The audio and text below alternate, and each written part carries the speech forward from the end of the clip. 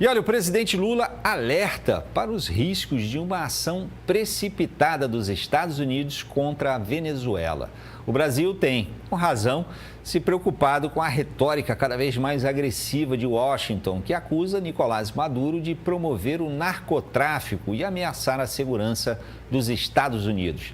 Segundo integrantes do Planalto, presidente Lula, pretende transmitir ao presidente Donald Trump a importância de uma solução diplomática e negociada, evitando intervenções que possam desencadear uma crise regional de efeitos imprevisíveis.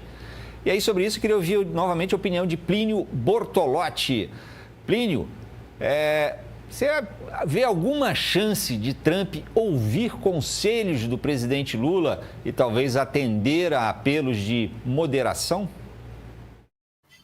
Moderação em relação à Venezuela? Em relação à maneira como ele tem se comportado com a América do Sul, de um modo geral. Não, veja só, Tardan, o que Trump faz com a América Latina, América do Sul, é voltar àquela a velha diplomacia do porrete, não é? Ele fez assim, de certa forma, com o Brasil, de certa forma faz até com a Argentina, né, e com a Venezuela também. Agora, é importante a gente dimensionar porque é que o alvo do Trump é a Venezuela. E óbvio, Tardan, que isso vai desestabilizar, caso tenha uma invasão militar na Venezuela, eu acho difícil, porém não impossível, mas vai desestabilizar a América Latina toda.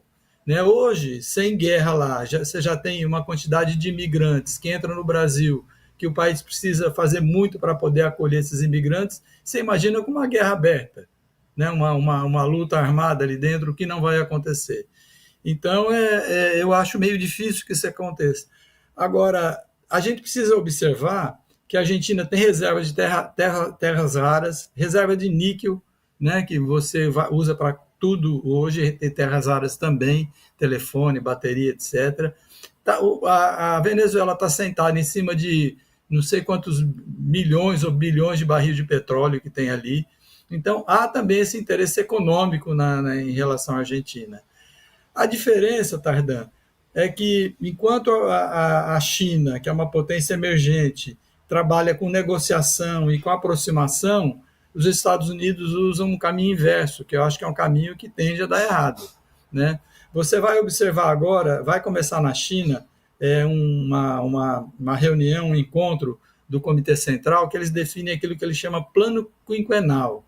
E a China tem uma vantagem, né, entre aspas, em relação aos outros países, que os planos que ela traça não dependem de eleição.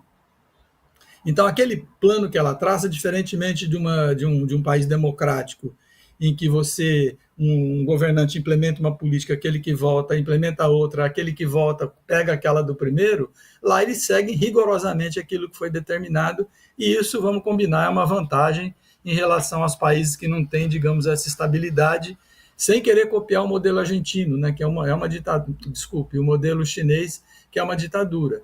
Então, agora, se o Trump vai ouvir conselhos do Lula, eu acho meio difícil, viu, Tardan? Porque o elemento, né, às vezes eu implico um pouco quando faz, o Trump não sabe o que faz, ele desestabiliza, ele xinga não sei quem. Eu repito, isso é um método.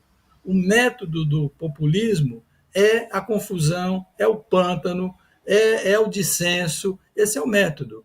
Né? E o problema é que quando esse método ele se encontra com a realidade como está acontecendo na Argentina.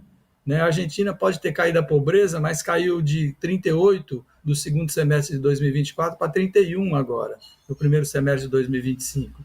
Então, mais de 30% da população argentina é pobre com o Milei. Né? Ele enfrenta manifestações de rua, ele enfrenta oposição nas universidades, ele enfrenta que sempre dizem, né, que, enfim, esse tipo de extrema-direita não faz corrupção, mas uma corrupção voltada à irmã dele para a compra de remédio para pacientes com alguma deficiência. Então, não é uma situação boa. Aliás, quem disse que não é uma situação boa foi o próprio Trump, amigo da Argentina. Disse que a Argentina está morrendo, porque ela não tem dinheiro, não tem reservas internacionais, para poder negociar com o mundo. E 20 bilhões de dólares que vão ser emprestados para a Argentina é justamente para estabilizar o peso e a Argentina ter como que a economia não caia num atoleiro sem saída. Então, não é boa a situação da Argentina, apesar de os liberais continuarem insistindo nessa questão, que lá não tem corrupção e o país é muito bem obrigado. Eu creio que não é bem essa situação.